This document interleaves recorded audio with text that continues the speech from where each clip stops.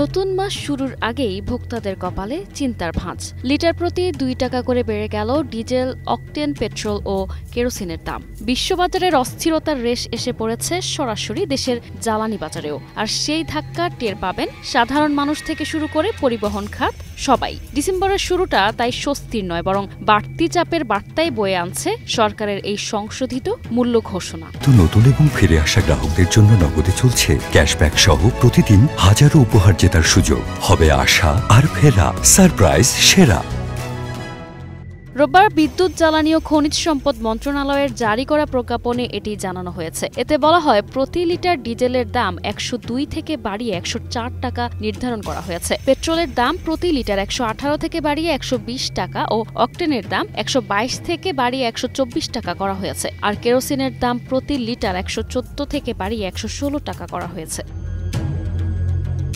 জ্বালানি তেলের স্বয়ংক্রিয় মূল্য নির্ধারণ শুরু করেছে সরকার। সেই হিসেবে প্রতি মাসে নতুন দাম ঘোষণা করা হয়। জ্বালানি তেলের স্বয়ংক্রিয় মূল্য নির্ধারণের সূত্র নির্ধারণ করে নির্দেশিকা প্রকাশ করা হয়েছে 2024 সালের 29 ফেব্রুয়ারি। এতে বলা হয়, দেশে ব্যবহৃত অকটেন ও পেট্রোল ব্যক্তিগত যানবাহনে বেশি ব্যবহৃত হয়। তাই বাস্তবতার নিরিখে বিলাসদ্রব্য হিসেবে সব সময় ডিজেলের চেয়ে অকটেন ও পেট্রোলের দাম বেশি রাখা হয়। জ্বালানি তেলের মধ্যে উড়োজাহাজে ব্যবহৃত জেট ফিউলের দাম নির্ধারণ করছে বাংলাদেশ এনার্জি রেগুলেটরি কমিশন। আর বিদ্যুৎ কেন্দ্রে ব্যবহৃত ফার্নেস তেলের দাম সমন্বয়ের প্রস্তাব বিআরসির কাছে জমা আছে। আর ডিজেল, কেরোসিন, পেট্রোল ও অকটেনের দাম নির্ধারণ করে জ্বালানি ও খনিজ সম্পদ বিভাগ।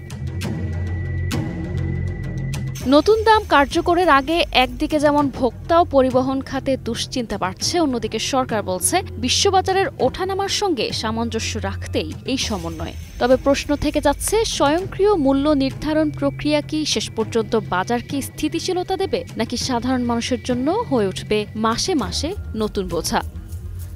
নিশা আলম, নিউজ ডেস্ক, 21 টেলিভিশন।